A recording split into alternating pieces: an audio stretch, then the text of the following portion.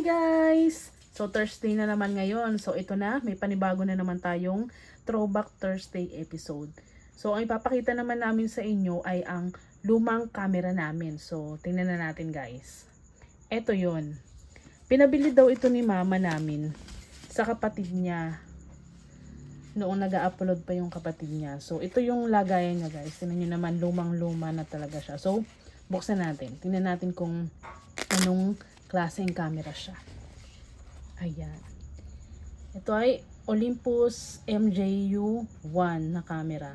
At siya ay made in Japan guys. At alam nyo ba na itong camera na to ay ginawa noong 1991. Ayan. Ayan siya guys. Diba ang ganda niya. Talagang naingatan pa ni mama to.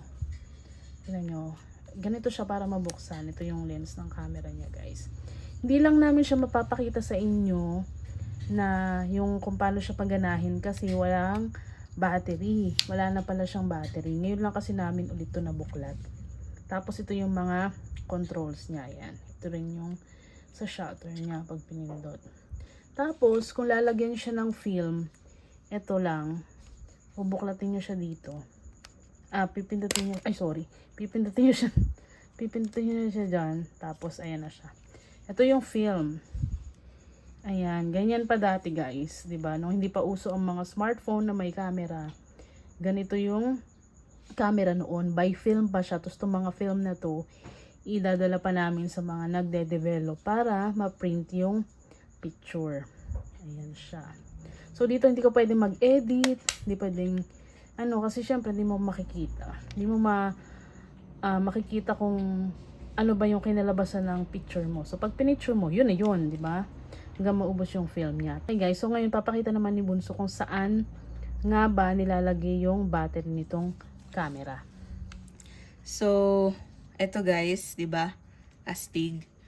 Saan nga ba nilalagay yung battery? Dito guys sa gilid. Angat lang natin. May makikita kayo guys na ito. So, May pindutan pala siya. hindi Okay. siya pindutan guys. Ano siya? Iangat mo. Okay. Para kasi siya pindutan. Nakala ko Hindi. pindutan siya. So, ayan guys, yung lalagyan ng battery.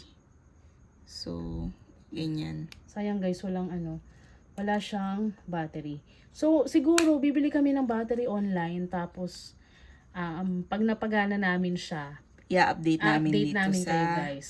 YouTube. So, kung bago lang kayo sa channel namin guys, don't forget to subscribe para nakaabang kayo sa mga updates namin. So, ganito guys yung nabibili noon. Hanggang ngayon guys, natago pa rin namin ito. So, yung binili namin to, process before 2003. May laman ba siya? Meron.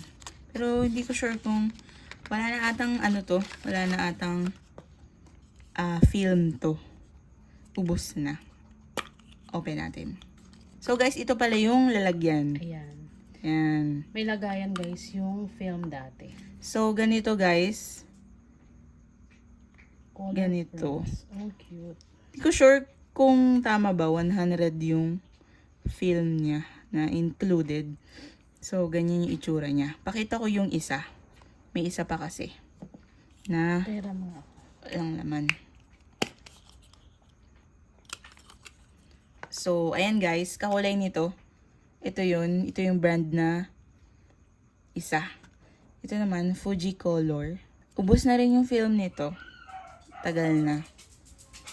Tapos ito nga yung lalagyan nila. Ito naman guys yung yung pinaka-stand ng camera. Oh, sobrang luma na rin nito guys. Ang tagal na nito.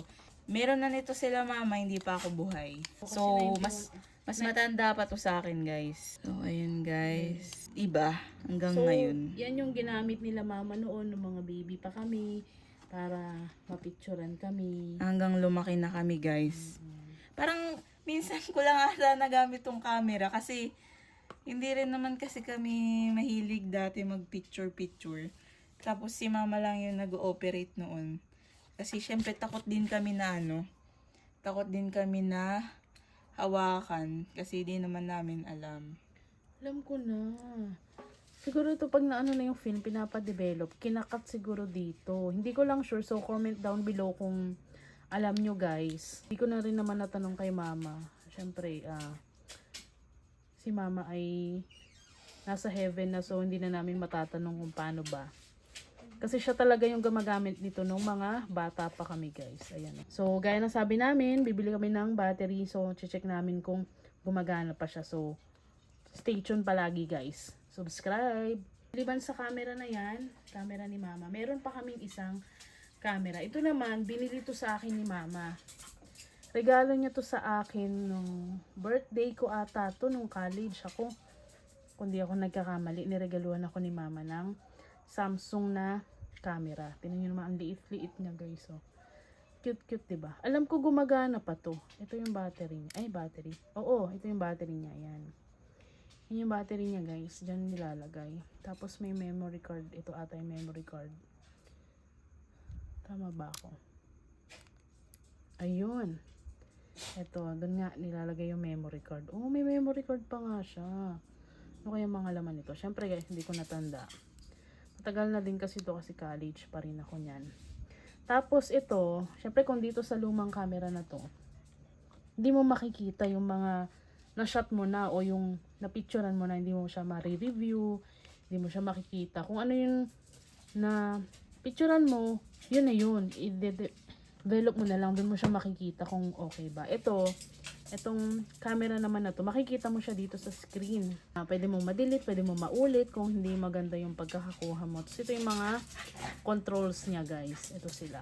Tapos ito naman yung shutter, power. Wala nga pala siyang charge. Sorry na. Wala siyang charge. Pinipilit kong ano. Pero Tsaka alam ko guys, gumagana matagal na siyang hindi namin Napagana. na-try kung gumagana pa. So, ayan guys. Mag-a-update kami. So, gagawa kami ng panibagong video. So, titingnan natin kung itong dalawang camera na to ay gagana pa. So, titingnan namin kung paano namin sila mapapagana. So, gaya ng sabi namin, huwag nyo pong kalimutang mag-subscribe para updated kayo sa aming mga happenings. So, guys, hanggang dito na lang ang aming Throwback Thursday episode na camera edition. So, kagaya ng sabi namin ulit, huwag nyo pong kakalimutan mag-subscribe para palagi po kayong updated sa aming mga Throwback Thursday episodes. Salamat po! Hanggang sa susunod!